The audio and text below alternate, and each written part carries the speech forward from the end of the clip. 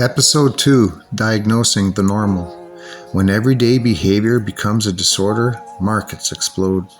In Episode 1, we showed us how a system built on revolving doors, sealed data, and chronic prescriptions treats bodies as revenue streams. This episode moves upstream to the front end of the pipeline, the way ordinary variation is pathologized and branded as lifelong disease.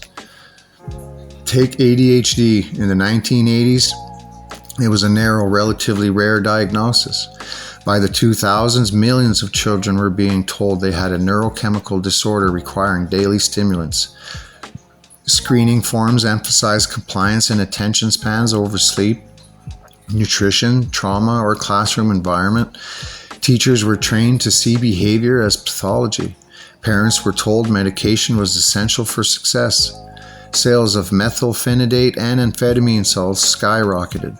Internal marketing plans revealed in litigation showed companies targeting school nurses and parent groups to educate them about symptoms. The patterns repeats across other conditions. Generalized anxiety and major depression criteria were broadened. Postpartum blues became prenatal mood disorder. Mild cognitive impairment was coined to capture age-related forgetfulness. Each new label creates a new market for pills, often before long-term safety is known. In some cases, the condition was named and promoted before a drug even existed. The pipeline guaranteed that when the molecule arrived, the demand would already be there. Research material shows another layer. Early life exposures. Children consuming ultra-processed diets high in sugar, seed oils, and synthetic additives display behavior changes indistinguishable from ADHD. Heavy metals and endocrine disruptors in water and air interfere with neurodevelopment and hormone signaling. Yet, instead of addressing these upstream causes, schools and clinics funnel students into psychiatric evaluations.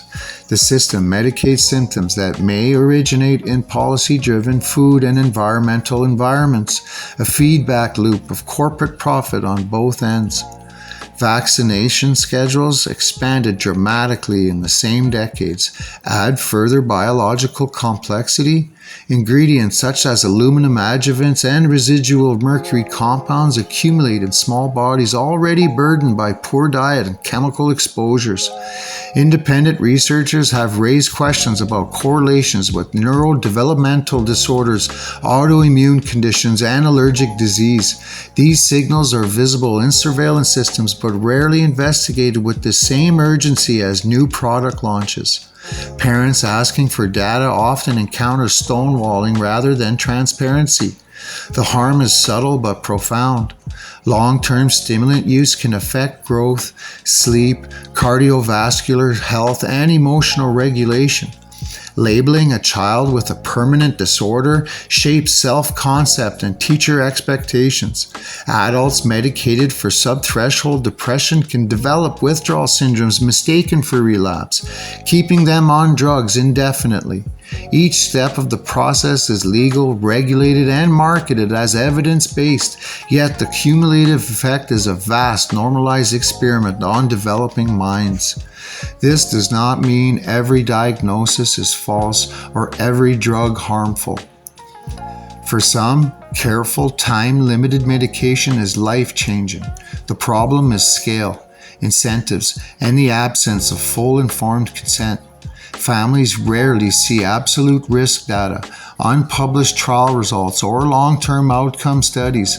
Few are told that non-drug interventions, such as nutrition, sleep, hygiene, therapy, community support, can be as effective for many cases, especially in children. Look at the bigger picture. A food system that promotes hyper-processed diets, a school system that prizes compliance over curiosity, a regulatory system financially intertwined with the industries it oversees. When these systems intersect, ordinary behavior becomes a pathology and treatment becomes a lifelong subscription. This episode is not about blaming parents or teachers. It's about exposing a structure that frames normal variation and social problems as chemical imbalances in individual brains. Seeing that structure is the first step to changing it. In the next episode, we widen the lens again from the mind to the environment and show how hidden chemicals in food, water, and air feed the same cycle of harm and profit.